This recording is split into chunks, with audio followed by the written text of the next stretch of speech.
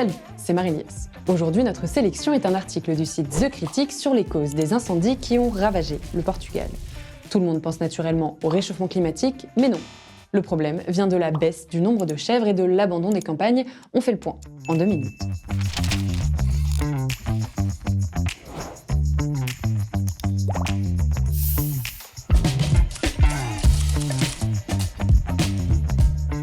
Entre le 14 et le 18 septembre, le nord et le centre du Portugal ont connu des incendies d'une ampleur sans précédent.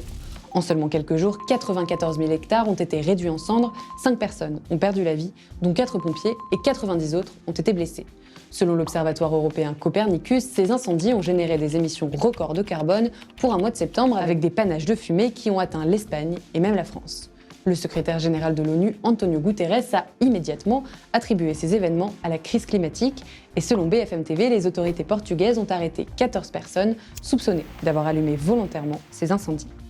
Cependant, il serait simpliste de tout mettre sur le compte de la criminalité ou du réchauffement climatique. L'article de The Critic explique que l'abandon progressif des campagnes, où autrefois les chèvres jouaient un rôle crucial dans le défrichage des collines, est un facteur aggravant. Depuis 30 ans, les régions rurales du nord et du centre du pays ont perdu près de la moitié de leurs habitants et 25% des Portugais vivent à Lisbonne.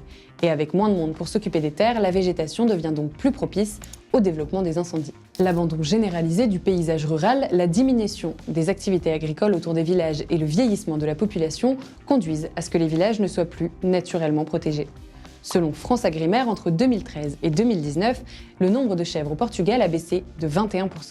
Elles étaient très importantes pour limiter la végétation. Sans elles, les collines deviennent des zones à risque pour les incendies. En résumé, la tendance à tout attribuer au réchauffement climatique est caricaturale. Il faut aussi pointer notre responsabilité collective et l'abandon des campagnes.